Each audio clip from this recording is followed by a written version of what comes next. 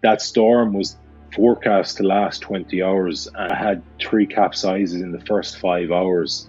And the next 15 hours, I was waiting for that fourth capsize to come, lying down in the cabin, listening for the waves, waiting for the sound that I knew would possibly be the power of a breaking wave that would push me over. So that was the scariest moment of any of my ocean rows, because my belief that I was safe and secure within the cabin was eroded.